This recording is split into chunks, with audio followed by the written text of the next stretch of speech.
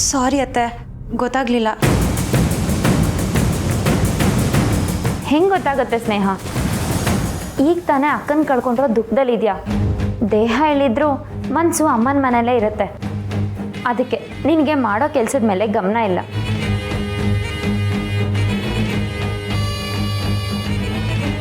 ಸ್ನೇಹ, ನೀನು ಇಲ್ಲೇ ಇದ್ದು ಪುಟ್ಟಕ್ಕವ್ರ ಮೇಲೆ ಪ್ರೀತಿ ಕಾಳಜಿ ತೋರಿಸಿದ್ರೆ ಪ್ರಯೋಜನ ಇಲ್ಲ.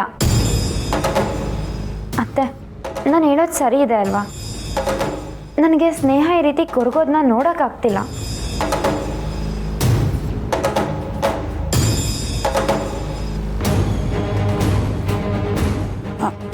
ರಾಧಾ, ನೀನು ಕೂತ್ಕೋ, ನಾನು ಹಿಂಗೆ ಬಡಿಸ್ತೀನಿ. ಪರವಾಗಿಲ್ಲ ಸ್ನೇಹ, ನಾನೇ ಬಡಿಸ್ಕೋತೀನಿ. ಸ್ನೇಹ, ನೀನು ಊಟ ಮಾಡೋಕ್ಕಿಲ್ವಾ? ಬೇಡ ಮಾವಯ್ಯ, ನಂಗೆ ಹಸಿವಿಲ್ಲ, ನಾನು ಆಮೇಲೆ ಮಾಡ್ತೀನಿ. ನಿಂತ್ಕೋ. ಹಸುವಾಗ್ತಾ ಇದೆಯೋ ಇಲ್ವೋ ಅನ್ನೋದು ಮುಖ್ಯ ಅಲ್ಲ, ಸಮಯಕ್ಕೆ ಸರಿಯಾಗಿ ಉಣಬೇಕು. ಎಷ್ಟು ಇರ್ತದೆ ಅಷ್ಟು ಊಟ ಮಾಡಿ ಬಾ.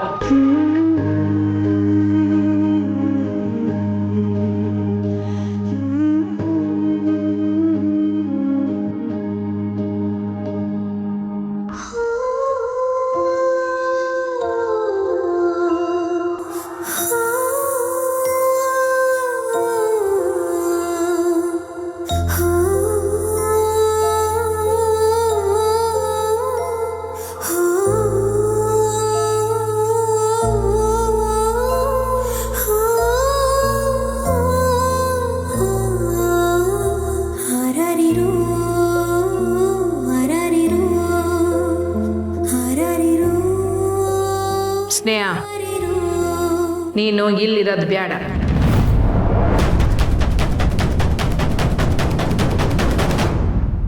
ನಿಮ್ಮವ್ವನ ಮನೆಗೆ ಹೋಗ್ಬೋದು.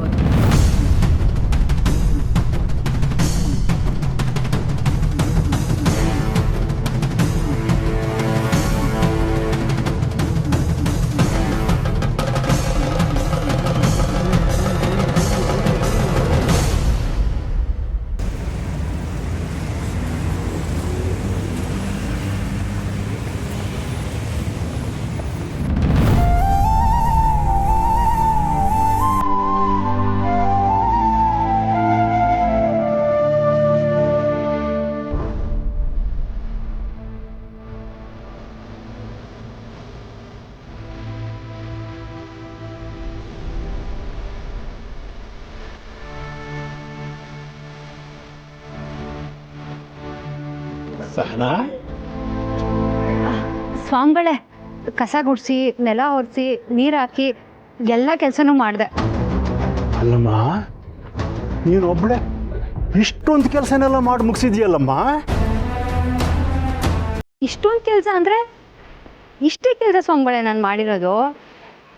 ನೋಡು, ಕೆಲಸ ಮಾಡೋ ಹುರುಪಿನಲ್ಲಿ ನಿನ್ನ ಕಷ್ಟ ನೋವು ಎಲ್ಲನೂ ಮರ್ತಿದೀಯ ಅಂತ ಕಾಣಿಸುತ್ತೆ. ಅಯ್ಯೋ, ಹಂಗೆಲ್ಲ ಏನೂ ಇಲ್ಲ. ಸರಿ, ನೀನು ಹೋಗಿ ಸ್ವಲ್ಪ ವಿಶ್ರಾಂತಿ ತಗೋ, ನಾನು ಆಮೇಲೆ ಕರಿತೀನಿ. ಇನ್ನೂ ಏನೋ ಕೆಲಸ ಇದ್ರೆ ಹೇಳಿ, ಅದನ್ನು ಮಾಡ್ತೀನಿ.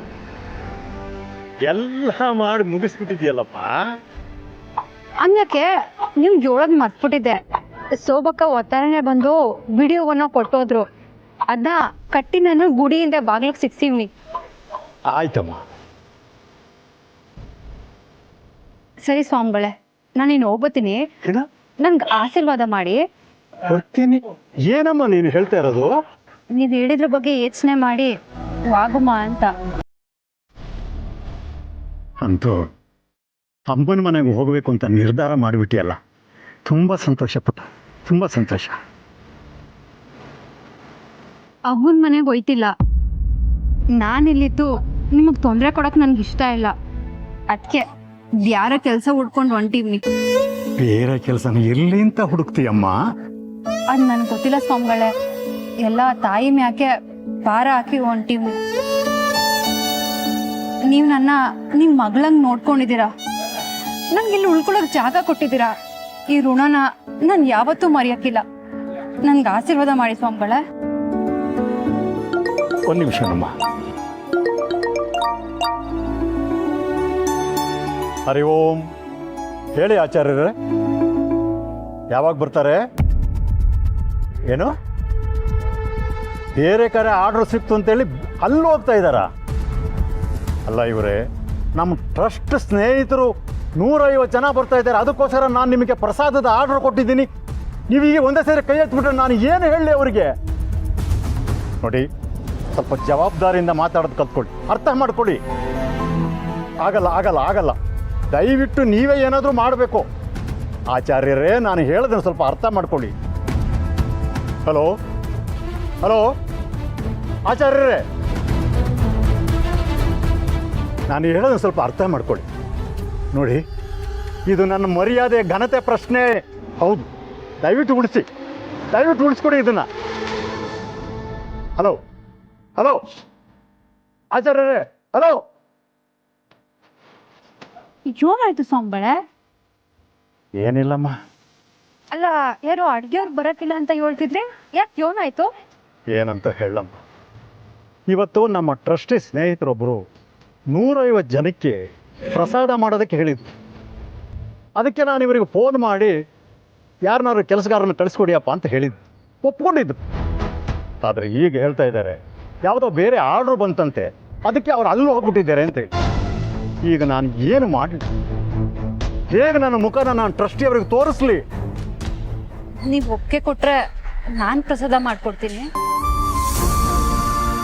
ಅಂದರೆ ನೀವು ಮಾಡ್ಬೋದು ಅಂದರೆ ಮಾತ್ರ ಮಾಡ್ತೀನಿ.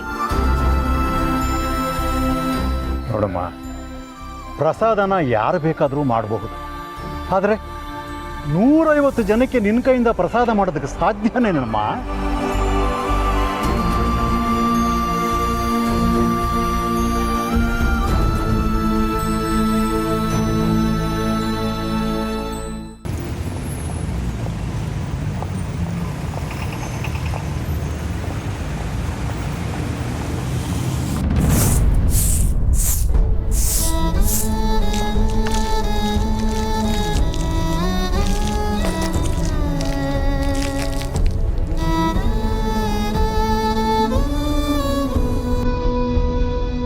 ಟಮ್ಮಿ, ಒಂದು ಕಿತ ಮೆಸ್ಸೊಳಗೆ ಕಾಯಿಟ್ಬಿಟ್ರೆ ಮನ್ಸು ದೋಸಿ ಸಮಾಧಾನ ಆಯ್ತದೆ. ಅವ್ರು ತಾವು ಮಾತಾಡೋದು ಒಳ್ಳೇದು.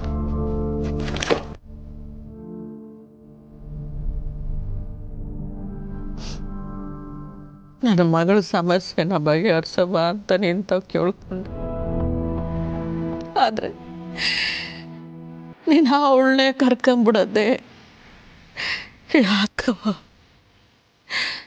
ತಾಯಿಯಾಗಿ ಆ ಕೂಸಿನ ಋಣ ಮುಡ್ಸಕ್ಕೆ ನೀನು ನನಗೆ ಬುಣ್ಣಿಲ್ಲ.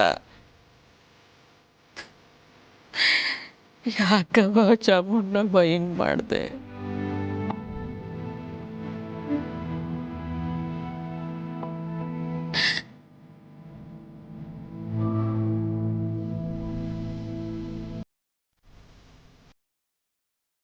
ಊಟಮ್ಮೆ, ಇನ್ನೂ 8 ದಿನ ಅಂತ ಹಿಂಗೆ ಕೊರಗ್ತಾ ಕುಂತಿರ್ತೀಯ. ಮತ್ತೆ ಏನು ಮಾಡಲಿ? ಏನು ಮಾಡಲಿ? ಅದ್ಯಾವರು ಆರಿಸ್ಕೊಟ್ಟುನ ಎಷ್ಟು ಜಲ್ದಿ ಬಾಡಿಸ್ಬಿಟ್ಟ.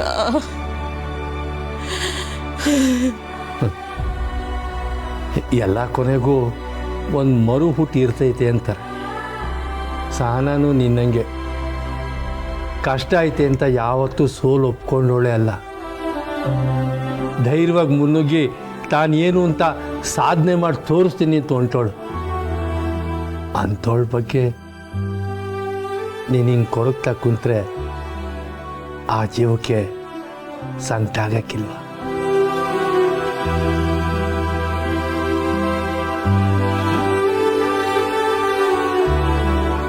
ಪುಟ್ಟಮ್ಮಿ, ನೀನು ಹಿಂಗೆ ಇದ್ದರೆ ನನ್ನ ಕೈಲಿ ನೋಡೋಕ್ಕಾಗಕ್ಕಿಲ್ಲ. ಅಲ್ಲ, ಏನು ತಿಂದೆ, ಒಂದು ಹನಿನೂ ನೀರು ಕುಡಿದೆ, ನೀನು ಹಿಂಗೆ ಸಂಕಟ ಪಡೋದನ್ನು ನನ್ನ ಕೈಲಿ ನೋಡೋಕ್ಕಾಗಕ್ಕಿಲ್ಲ. ಈಗ ನಿನಗೊಂದು ಬದಲಾವಣೆ ಬೇಕು, ಇಲ್ಲಾಂದರೆ ಹೀಗೆ ಕೊರಗ್ತಾ ಕುಂತ್ಕೋತಿ. ಬಾ, ನಾವು ಮೆಸ್ ಶುರು ಮಾಡಮ್ಮ. ನೀನೇ ಹೇಳ್ತಿದ್ದಲ್ಲ ಪುಟ್ಟಮ್ಮಿ, ದುಃಖ ಮರಿಬೇಕು ಅಂದರೆ ಕೆಲಸ ಮಾಡಬೇಕು ಅಂತ. ಬಾ ಬಾ, ಮೆಸ್ ಶುರು ಮಾಡಮ್ಮ. ಮೆಸ್ನಾಗ ಅವಳಿಲ್ದೇ ಇರೋ ಜಾಗ ಯಾವುದೈತಯ್ಯ? ನಾನಲ್ಲಿ ಬಂದರೆ ಮಲೆ ಮುಂದೆ ಬೇಯೋದಲ್ಲ, ಅವಳ ನೆನಪಿನಾಗೆ ಸುಟ್ಟೋಗ್ತೀನಿ. ನಾನು ಬರೋಕ್ಕಿಲ್ಲ, ನಾನು ಬರೋಕ್ಕಿಲ್ಲ. ನಿನ್ನ ಮಾತು ನ್ಯಾಯವಾದ. ನಾನು ಈ ಮನೆಗೆ ಕಾಲಿಟ್ಟಾಗ ಯಾವ ಕೋಪ ಅಸಮಾಧಾನ ಇಲ್ಲದೆ ಬಾಯಿ ತುಂಬ ಅಪ್ಪಯ್ಯ ಅಂತ ಕರೆದ ಮಗಿನ ಕಳ್ಕೊಂಬಿಟ್ಟೆ. ಈಗ ಅವಳ ಕೊರಗಲ್ಲಿ ನಿನ್ನನ್ನು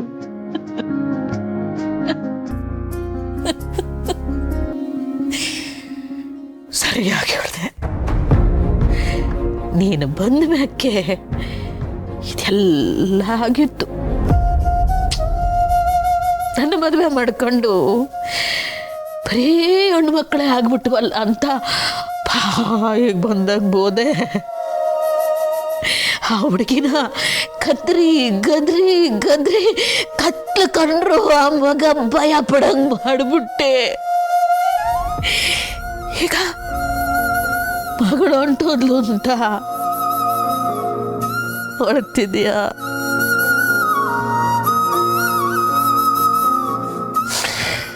ಬಿಡು, ಅಳ್ಬೇಡ ಅಳ್ಬೇಡ. ನಾನು ಮಾಡಿದ ತಪ್ಪು ತಿದ್ಕೊಳ್ಳೋಕೆ ಅಂತ ಈ ಮನೆಗೆ ಬಂದೆ. ಅದೇ ಅದೇ ಯಾಕೆ ಬಂದೆ? ನನ್ನ ಮಕ್ಕಳ ನಾನು ಹೆಂಗೋ ಜೋಪಾನ ಮಾಡ್ಕೊಂಡಿದ್ದೆ, ಅದು ನಿನಗೆ ಸಹಿಸಕ್ಕಾಗ್ಲಿಲ್ಲ.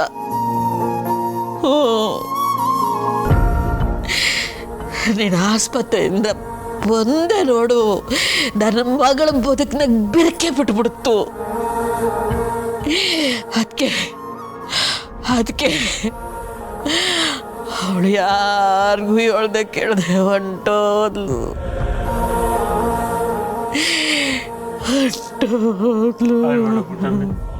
ನಿನ್ನ ಹತ್ರ ನಂಗೂ ಅಳು ಬರ್ತೈತೆ. ಅಳ್ಬೇಡ ಪುಟ್ಟಮ್ಮಿ. ಯಾಕಳ್ತೀಯ? ನಾನೇನು ಸತ್ತಿಲ್ಲ ಕಣಯ್ಯ. ನಾನು ಸತ್ತ ಮ್ಯಾಕೆ ಎಲ್ಲ ಸೇರಿಸಿ ಒಂದೇ ಕಿತ್ತ ಅಳಿವಂತೆ.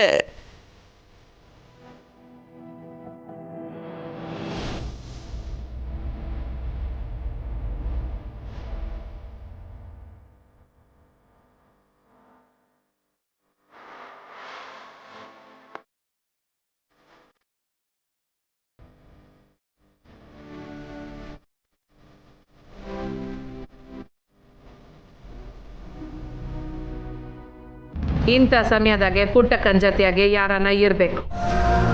ಗೋಪಾಲ್ ಅಂತವ ಅವಳು ಮಾತಾಡಕ್ಕಿಲ್ಲ. ಸುಮ ಇನ್ನು ಚಿಕ್ಕವಳು, ಅವಳು ತಾನೇ ಯೋನ್ ಮಾತಾಡ್ತಾಳೆ.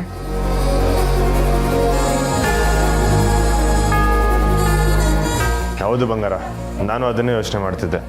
ಅವನ್ನ ಹೆಂಗ್ ಸಮಾಧಾನ ಮಾಡೋದಂತ ಗೊತ್ತೇ ಆಯ್ತಿಲ್ಲ. ಗೊತ್ತಾಯ್ತಿಲ್ಲ ಅಂತ ಹಂಗೆ ಬಿಟ್ಬಿಡಕ್ಕಾಯ್ತದ? ಈಗ ನಿನ್ನ ಹೆಂಡ್ರು ಮನೆ ಹಿರಿ ಮಗಳ ಸ್ಥಾನದಾಗ ನಿಂತು ಎಲ್ಲ ಜವಾಬ್ದಾರಿನ ವಹಿಸ್ಕೋಬೇಕಲ್ವೇ? ತಗೋಬೇಕು ನಿಜ ಅತ್ತೆ, ಆದ್ರೆ ನಾನು ಅಲ್ಲಿಗೆ ಹೋದ್ರೆ ಅವನ ದುಃಖ ಇನ್ನೂ ಜಾಸ್ತಿ ಆಗತ್ತೆ. ಹಂಗೆಲ್ಲ ಏನೂ ಆಗಕ್ಕಿಲ್ಲ. ಒಂದ್ ವೇಳೆ ಸಂಕಟದಾಗೆ ನಾಲ್ಕು ಮಾತಾಡಿದ್ರು ಮಕ್ಕಳಾಗಿ ಅದನ್ನೆಲ್ಲ ಸಹಿಸ್ಕೋಬೇಕು.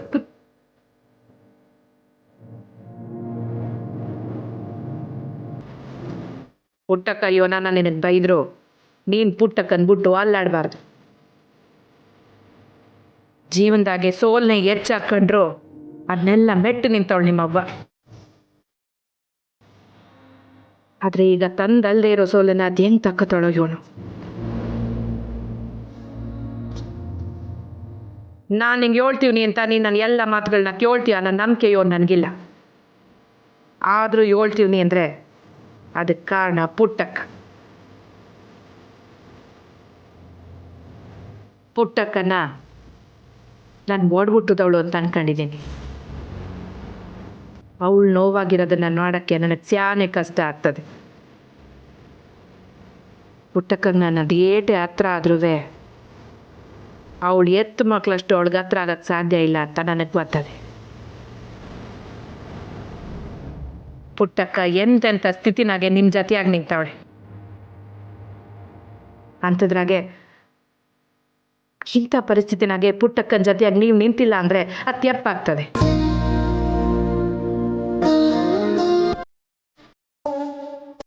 ಅದಕ್ಕೆ ನೀನು ಈಗಲೇ ಮನೆಗೆ ಹೋಗ್ಬೇಕು.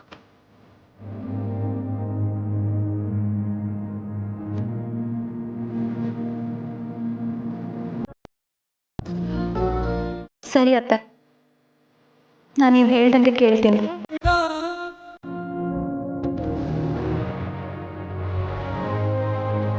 ನಾನು ಅವನ ಹತ್ರ ಹೋಗಬೇಕೋ ಬೇಡವೋ ಅನ್ನೋ ಗೊಂದಲದಲ್ಲೇ ಇದ್ದೆ. ನೀವನ್ನ ದೂರ ಮಾಡಿದ್ರಿ. ಥ್ಯಾಂಕ್ಸ್ ಅತ್ತೆ.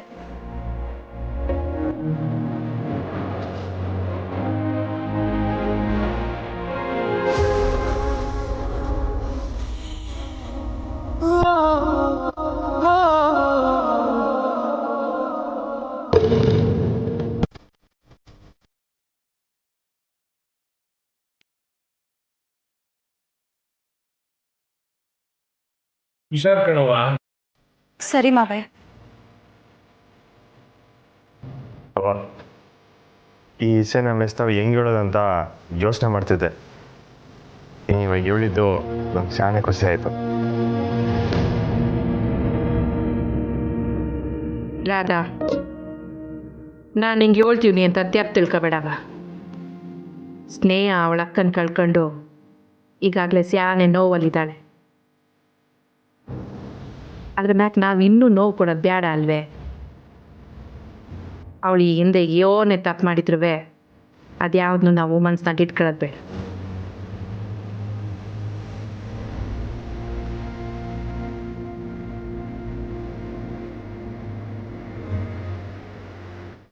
ಇವತ್ತು ಗೊತ್ತದೆ ಕೊನಂಡ, ಸೊಸೈಟಿಗೆ ಹೋಗ್ಬೇಕಲ್ವೇ? ಗಾಡಿ ತಯಾರು ಮಾಡಿಸು, ಬರ್ತೀನಿ. ಸರಿ ಅಮ್ಮ. ಕಂಟಿ ಅವ ಸ್ನೇಹನ ನೀನೇ ಕರ್ಕೊಂಡು ಹೋಗ್ಬಿಡು. ಸರಿವಾ.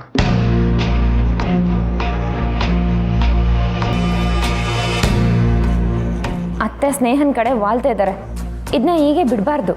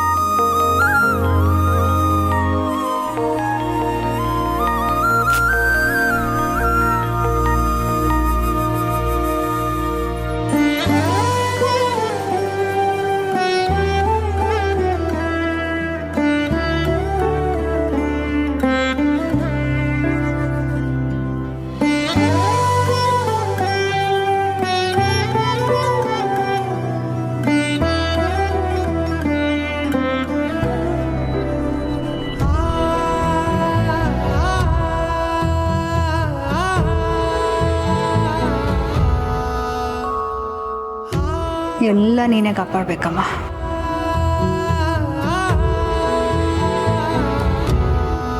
ಯಾಕೆ ಸ್ವಾಮಿಗಳೇ, ಏನಾಯ್ತು? ಯಾಕೆ ಹಿಂಗೆ ನೋಡ್ತಿದ್ದೀರಾ? ತಪ್ಪು ತಿಳ್ಕೊಬೇಡಮ್ಮ.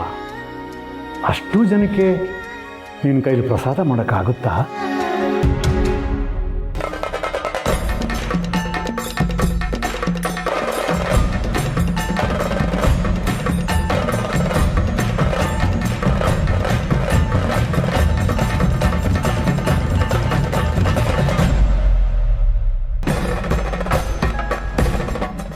ಆಗತ್ತೆ ಸ್ವಾಮಿಗಳೇ.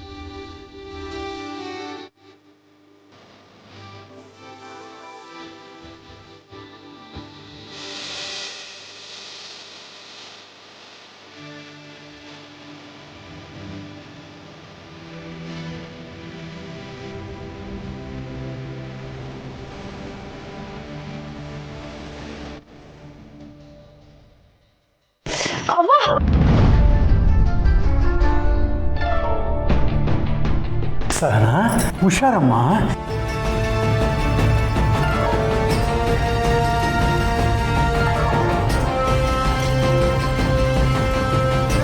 ಸಹನಾ